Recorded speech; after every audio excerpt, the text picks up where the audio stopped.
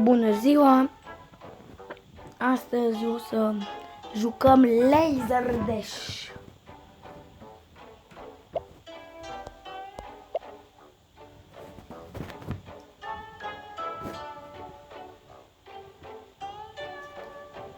Laser Dash cu playeri. Hai să jucăm ca să nimerim și să batem. Laser Dash am foarte multe coroane pentru că sunt foarte bun. Bunus, elim pe toți în meci.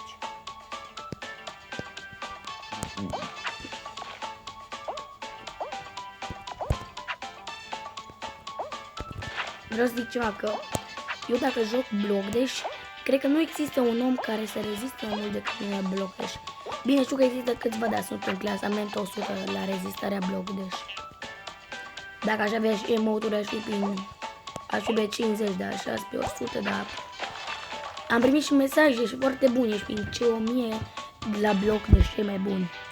Și mi se pare foarte fain pentru că mă consider pro player așa de la Stumble Guys și am primit pe calculator, data viitoare o să filmez pe calculator, cred, am primit din partea casei o legendară. Legendara asta nouă cu 925 de gemuri. Și am primit și un skin de metal. Pentru că dacă ești pro player, că așa nu.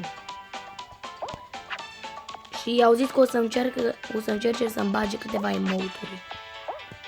Pentru că a zis că o să fii mare pro player dacă am și emote-uri.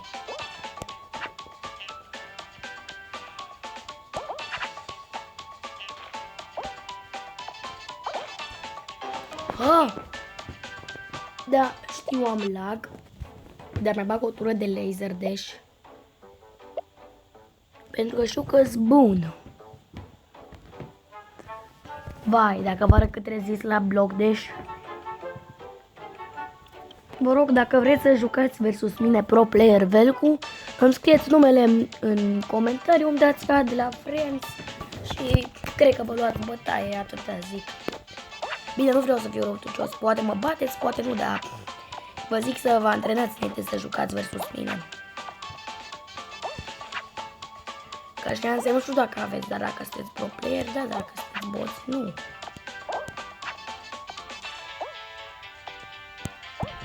Vă rog să-mi scrieți numele, userul pe care îl aveți și așa o să vă zic, îmi ziceți cum vă cheamă și dăm unul Block Dash. Zic că nimic nu mai rămâne din voi. Pentru că sunt prea bun. Bine, nu vreau să mă laud foarte mult. Vreau să dați subscribe pentru că îmi doresc.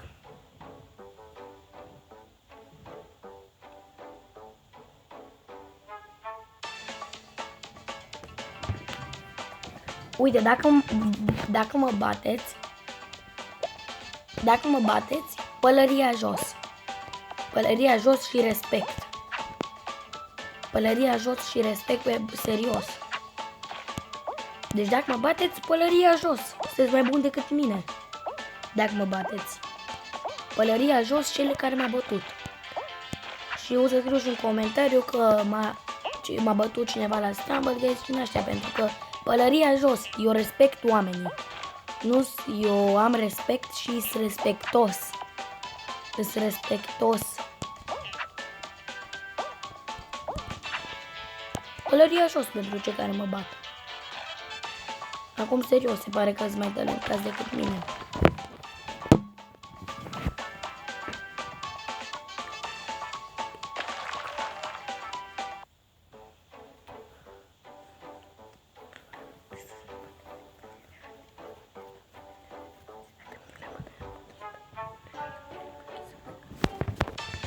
Lava era și mai fain oricum decât Laser Dash.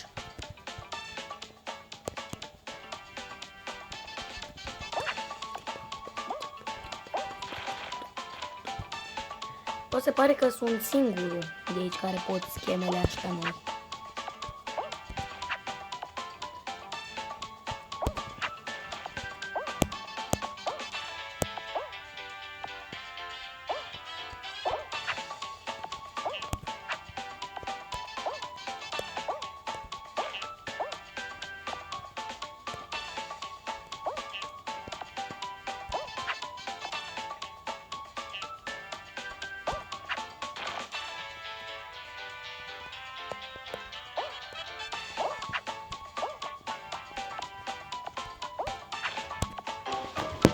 Din păcate m-am eliminat.